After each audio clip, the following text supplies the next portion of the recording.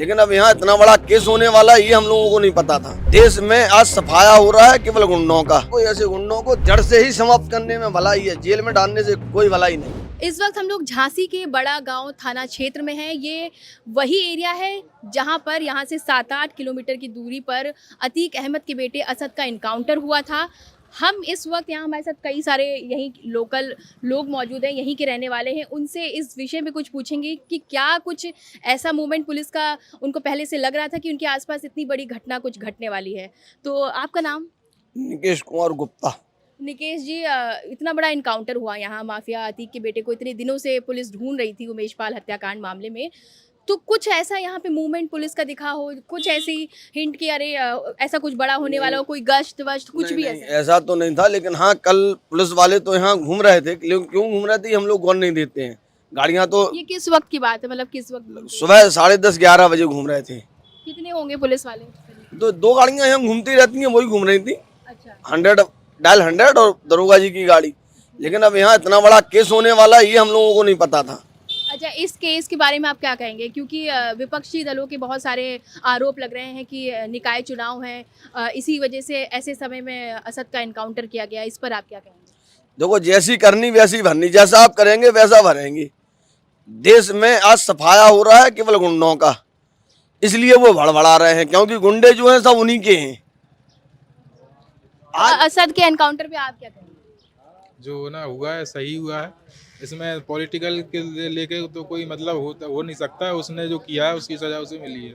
अच्छा, आप में से किसी को पता चला कि आसपास भाई इतनी बड़ी घटना हो रही है, 6-7 किलोमीटर के दायरे में इतना बड़ा एनकाउंटर हो रहा है, कुछ पता नहीं, चला? ऐसा किसी को पता नहीं चला। जो भी हुआ है प्रशासन ने गुप्त तरीके से किया है। एनकाउंटर हुआ है, उसके बाद ही सबको आसपास तो लोग। क्या इस एनकाउंटर का निकाय चुनाव पे कोई असर पड़ेगा? मतलब आरोप लगा रहे हैं अखिलेश यादव, मायावती, ओवैसी कि ये निकाय चुनाव को प्रभावित करेगा कहीं ना कहीं ये एनकाउंटर। विपक्षी हैं वो तो आरोप लगाएंगे, कोई भी विपक्ष का हो वो आरोप लगाएंगे, जरूर लगाएंगे। और इस पे चुनाव का प्रभाव पड़ेगा, बिल्कुल पड़ेगा। आप क्या कहेंगे इस पर कि असद का इनकाउंटर हुआ, कुछ पता चला आपको? नहीं पता के कुछ पता नहीं चला। आप कहाँ थे जब, मतलब ऐसी आपको कैसे पता चला कि ऐसा इनकाउंटर हुआ? न्यूज पे देखा हमने। न्यूज़ पे देखा है। और जिस वक्त ये इनकाउंटर हुआ, आप यही दुकान है क्या? आप क्या कर रहे हैं? हम उसमें यहाँ से ड्यूटी करते हैं। आप क्या कहेंगे? ये इतना बड़ा इनकाउंटर आपके थाना क्षेत्र में हुआ है, 3 FIR असद के खिलाफ यहाँ लिखी हुई है। उमेश पाल हत्याकांड से इतना फरार चल रहा था, तो उसका एनकाउंटर हुआ है और यहाँ चुनाव भी हैं। तो चुनाव का एनकाउंटर से कोई लिंक, अगर आप क्या कहेंगे बतौर एक वोटर? देखो, जो जैसा करता है वो वैसा भरता है। एक सवाल बहुत ज़रूरी है, सभी से है, आप लोग से भी सवाल ये है कि बड़ा गांव जो है वो वोट किस आधार पर देगा? असद के एनकाउंटर के आधार पर देगा कि विकास के आधार पर देगा? विकास के आधार पर देगा। और जो प्रेजेंट चेयरमैन थे उन्होंने यहाँ कोई विकास नहीं किया है। कौन है, किस पार्टी के हैं, नाम बताइए। भाजपा के ही हैं। हाँ, और वोट किसे देंगे? वोट जिसको देना होगा ये बताने की चीज नहीं होती, वो तो हमारे मन की चीज है। जिसको देना होगा उसको देंगे हम। अगर ये बता के देते तो भी ये लोकतंत्र चलाई क्यों है? तो मतलब, लेकिन आप ये कह रहे हो कि भाजपा के जो भी यहाँ पे किसी वो है, और अच्छा प्रत्याशी को देंगे ना हम। तो आप प्रत्याशी के नाम पे दोगे कि पार्टी के नाम पे दोगे? हम तो जो अच्छा काम करेगा उसके नाम पे देंगे। मतलब जो अच्छा काम करेगा, किसी भी पार्टी का हो, किसी भी कुछ पार्टी लेना का देना हो, नहीं है। हमें पार्टी से कोई मतलब नहीं। तो असद के एनकाउंटर का कुछ असर पड़ेगा चुनाव पर? तो इससे कोई असद से कोई लेना देना नहीं चुनाव से। असद का एनकाउंटर हुआ अतीक के बेटे का, इधर आ जाइए आप जरा। तो आपको कुछ पता चला? अरे आसपास ये भाई इतना बड़ा नहीं है ऐसा। तो अब हम लोग यहाँ रहते हैं, वो उतनी दूर पर है तो कैसे पता? क्योंकि नहीं, जैसे एरिया में गश्त होती है, पुलिस वाले निकलते पुलिस हैं वाले ऐसा? तो शाम सुबह बराबर गश्त करते हैं हमारे यहाँ।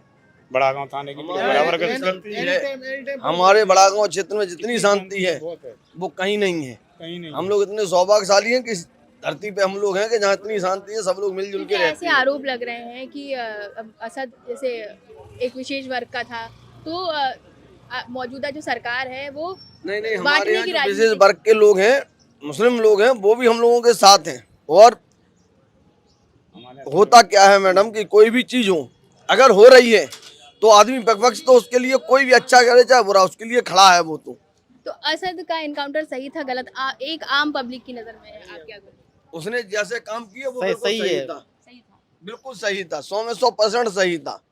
और ऐसे माफियाओं को, ऐसे गुंडों को जड़ से ही समाप्त करने में भलाई है, जेल में डालने से कोई भलाई नहीं। और नहीं जेल में डाल दो, अब चलता रहेगा केस।